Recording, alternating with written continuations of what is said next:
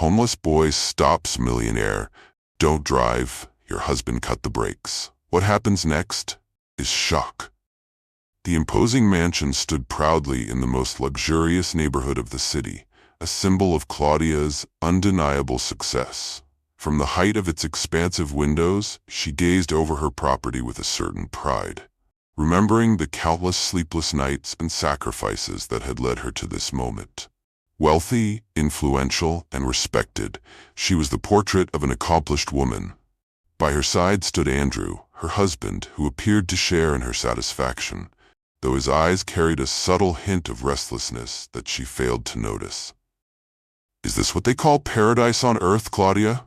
Andrew asked softly, his voice betraying no emotion. She smiled, reaching to hold his hand, her tone warm but measured. "Yes, Andrew. This is everything I've ever dreamed of, and it's only the beginning for us." Claudia had built her empire with blood, sweat, and determination. The exhausting dedication to work had been her life's rhythm, a force that propelled her forward even in the face of challenges. Andrew admired this about her in a way, her insatiable drive and discipline. "Tonight, let's go out for dinner," she said with a rare lightness in her tone. "I've reserved that restaurant you love.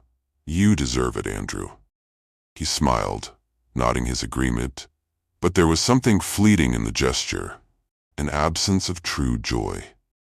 As Claudia turned to adjust her earrings in the mirror, Andrew glanced at his reflection, quickly hiding the flicker of disdain in his eyes. Claudia, preoccupied with her appearance and her plans for the evening, missed the change in his expression. Claudia's world revolved around her business.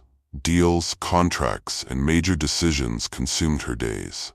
She believed Andrew to be the ideal partner, someone to share her life and ambitions. But Andrew was a man of his own desires, younger, charming, and restless. He had married Claudia not only for her brilliance, but for the life of comfort and privilege she provided. Later that evening, Claudia received a call she couldn't ignore, leaving Andrew alone in the dining room. He watched her retreat with irritation before pulling out his phone. His fingers moved deftly across the screen as he sent a quick message. "It's clear. Meet me now." He tucked the phone away and finished his drink, his face calm, even charming, as Claudia returned. For Claudia, it was just another one of Andrew's solo outings, the nights where he claimed to be meeting an old friend or going for a quiet drink alone.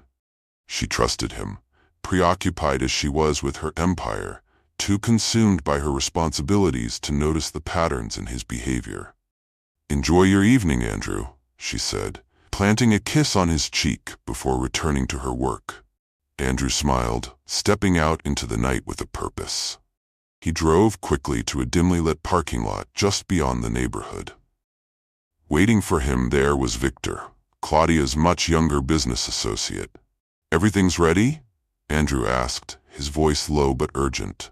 Victor nodded, his arms crossed as he leaned against his car. "She'll be taking the car tomorrow morning for her meeting. It's all set. No one will suspect a thing." Andrew's lips curled into a small smile. "Good. This is our chance. Once she's out of the way, everything she's built will be mine. Ours." Victor's eyes gleamed with anticipation. For both men, the plan was not just about eliminating Claudia, but about seizing the empire she had built. Claudia trusted Victor implicitly, relying on him for key decisions in her business. It was that trust that had given him the access he needed to tamper with the brakes of her car, ensuring that the coming accident would appear as a tragic misfortune. "What about after?" Victor asked, his tone cautious. "We'll keep it simple.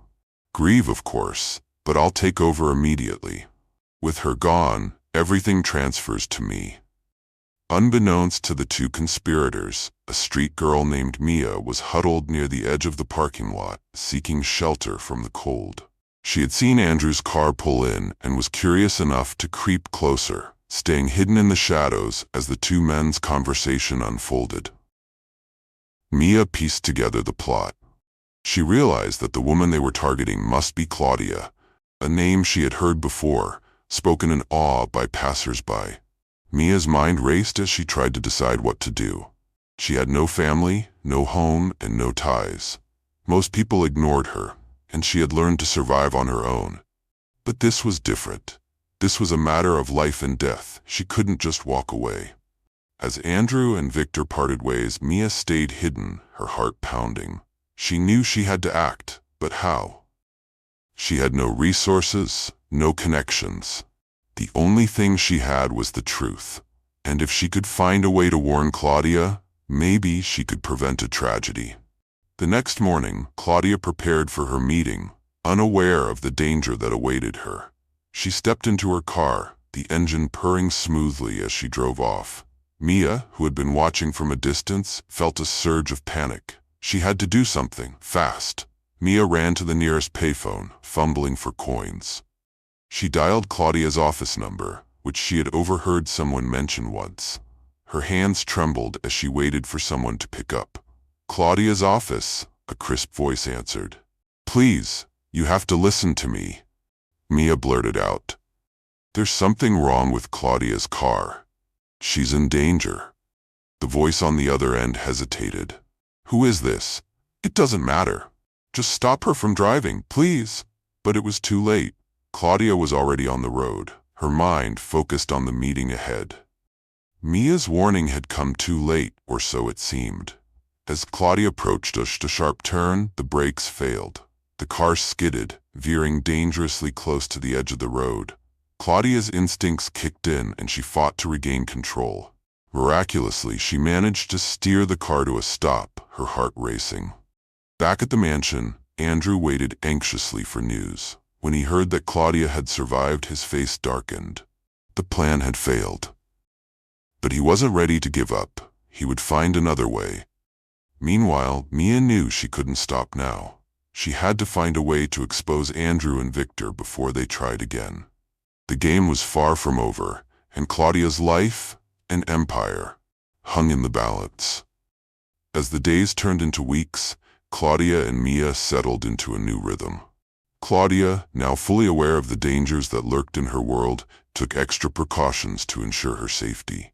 She hired a private security team to monitor her properties and installed state-of-the-art surveillance systems. Mia, on the other hand, found herself adjusting to a life she had never imagined. Claudia's mansion, once a symbol of opulence and distance, became a place of refuge and growth for her. She was given her own room, a wardrobe filled with clothes that fit her perfectly, and access to resources she had only dreamed of.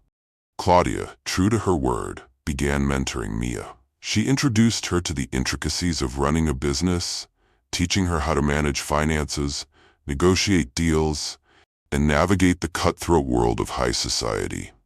Mia, though initially overwhelmed, proved to be a quick learner. Her street smarts and intuition complemented Claudia's strategic thinking, and the two made a formidable team. But their newfound peace was short-lived. Andrew and Victor, though behind bars, had left behind a network of associates who were not willing to let go of their plans so easily. One evening, as Claudia and Mia were reviewing security footage, they noticed a suspicious figure lurking near the gates of the mansion.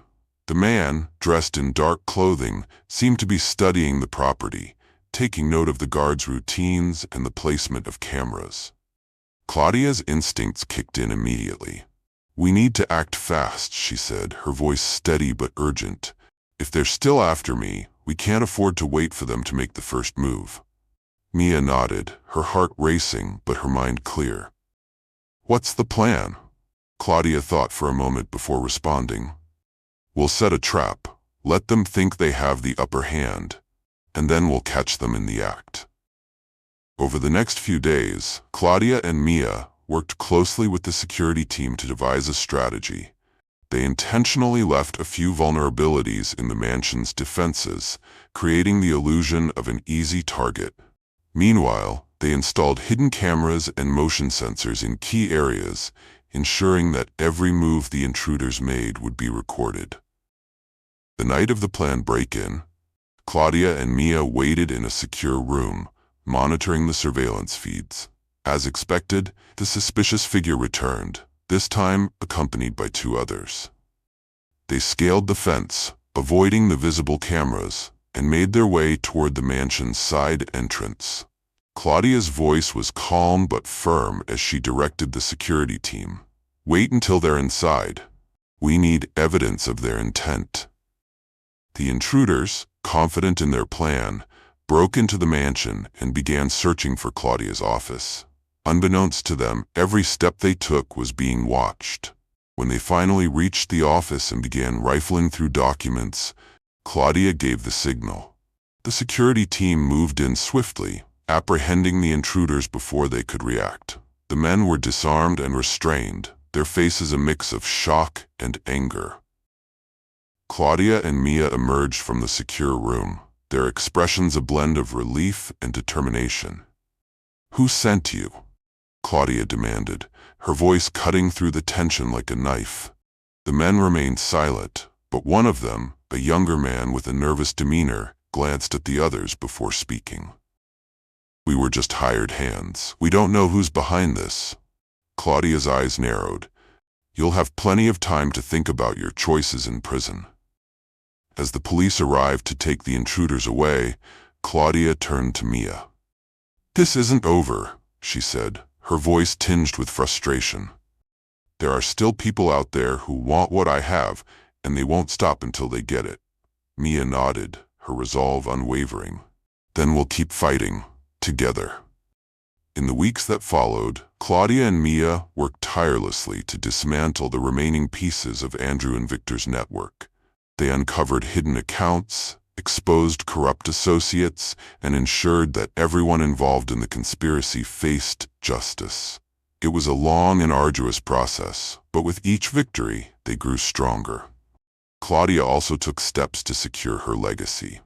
She established a foundation in Mia's name, aimed at helping young people from disadvantaged backgrounds gain access to education and opportunities. It was her way of giving back, of ensuring that others like Mia had a chance to build a better future. As for Mia, she flourished under Claudia's guidance. She enrolled in online courses, earning her high school diploma, and eventually applying to college. Her dream of becoming a lawyer, once a distant fantasy, now seemed within reach. Claudia supported her every step of the way, proud of the young woman Mia was becoming. One evening, as they sat on the mansion's terrace overlooking the city, Claudia turned to Mia with a smile. "You've come a long way," she said, her voice filled with pride. "I'm grateful to have you by my side." Mia smiled back, her heart full. "I wouldn't be here without you. You've given me more than I ever thought possible." Claudia reached out, placing a hand on Mia's shoulder. "We've given each other something precious: trust, loyalty, and a second chance. No matter what happens, we'll face it together." As the sun set, casting a golden glow over the city, Claudia and Mia sat in comfortable silence, their bond stronger than ever. They had faced betrayal, danger, and uncertainty, but they had emerged victorious. Together they had rewritten their stories, proving that even in the darkest of times, hope and courage could light the way forward.